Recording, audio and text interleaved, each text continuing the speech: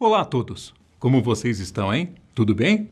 Para quem ainda não me conhece, meu nome é Maurício Santos e é um prazer estar aqui com vocês hoje. Nesse vídeo, trouxemos um assunto curioso sobre uma ferramenta bélica que, mesmo que você não saiba ou tenha essa noção, mudou o mundo como conhecemos hoje. Estou falando de uma das armas de guerra mais importantes da história, os tanques de guerra, que são máquinas muito poderosas. E afinal, como funcionam esses monstros de ferro?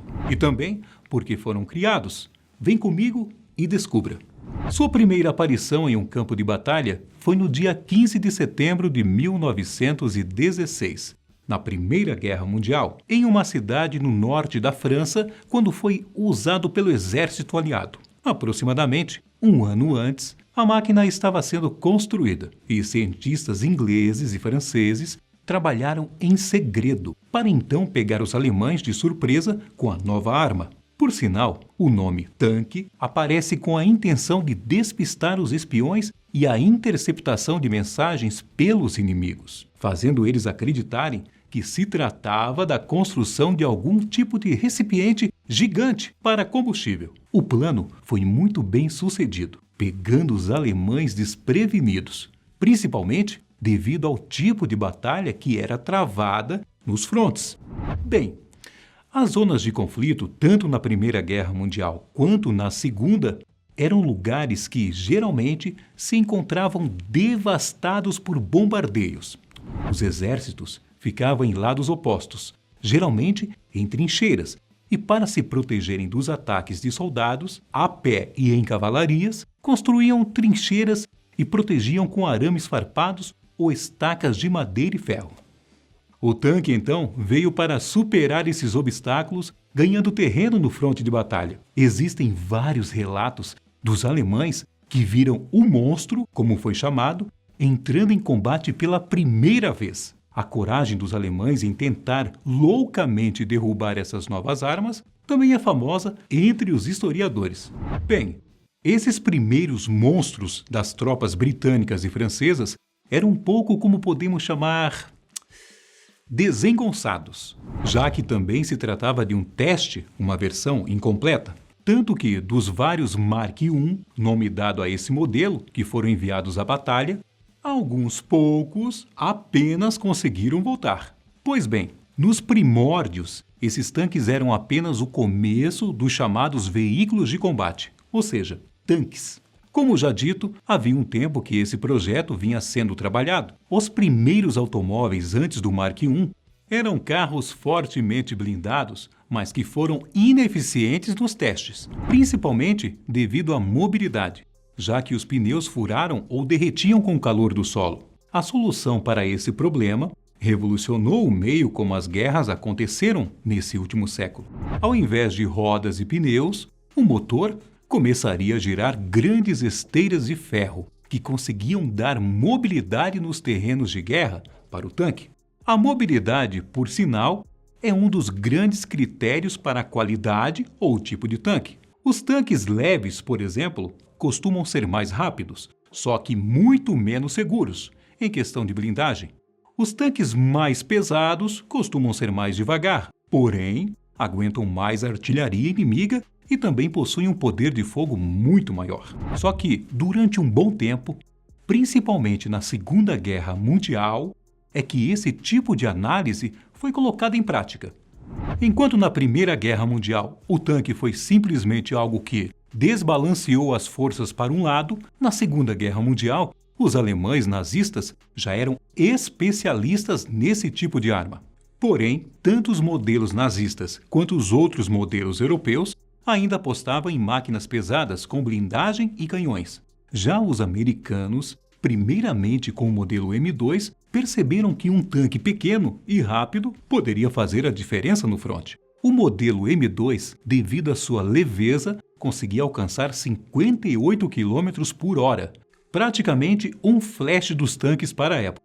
E ainda com um motor relativamente fraco. O motor, por sinal, é algo importantíssimo para um tanque, e foi a parte da engenharia mais difícil de ser adaptada do carro para a guerra.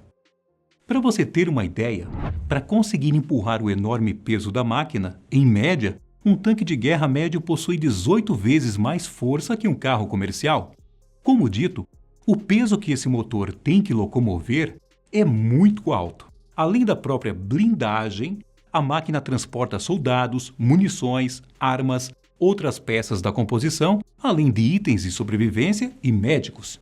Essa foi outra vantagem encontrada no sistema de esteiras, já que, ao contrário dos pneus, possuem uma grande superfície de contato tocando o chão, o que acaba equilibrando e distribuindo o peso da máquina muito melhor, facilitando o trabalho do motor. Fora das guerras, desenvolver um motor desse acabou acelerando o desenvolvimento da área mecânica para muitos outros fins, como a criação de caminhões comerciais.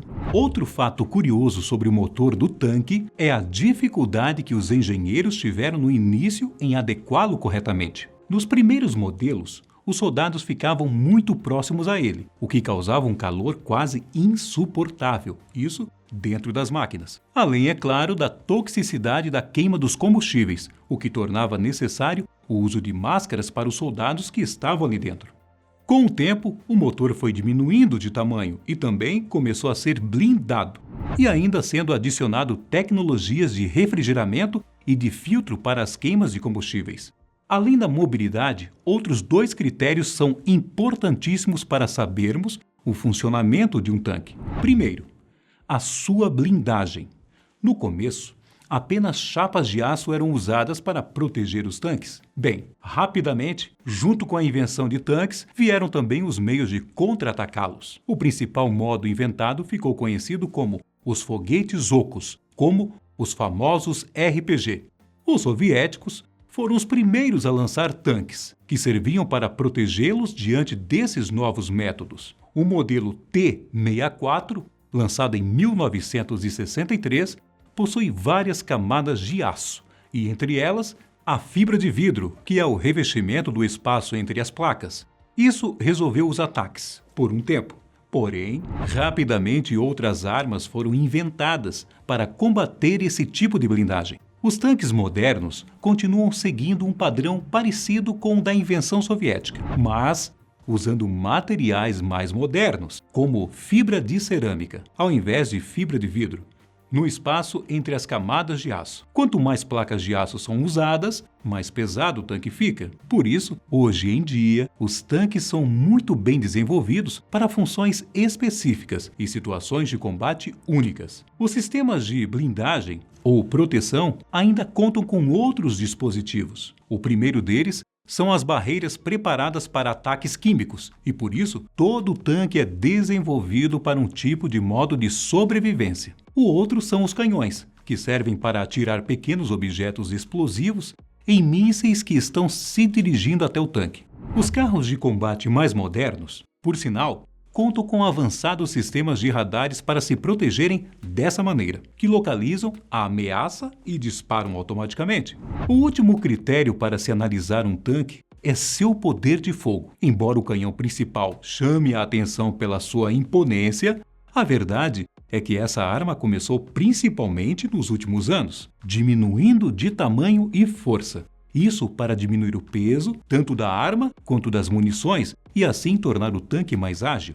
Cada vez mais os tanques vêm equipados com mais armas como metralhadoras, para combater aí infantarias, do que canhões muito poderosos. É claro que esses modelos capazes de destruir edifícios completos ainda existem, porém são usados após os tanques leves e ágeis já terem feito o seu trabalho, liberando o espaço desejado para a passagem dos veículos mais pesados. Seja um tanque leve e ágil ou um pesado e poderoso, esse maquinário de guerra mudou a história nos últimos anos. Foram fatores fundamentais para decidir em guerras modernas. Aqueles com os melhores e mais tecnológicos veículos de combate acabavam então vencendo o combate. E então, gostaram de saber dessa curiosidade? Conte aqui pra gente se você algum dia quer andar numa dessas poderosas máquinas de guerra. Eu fico por aqui. Até mais e fique com Deus. Tchau!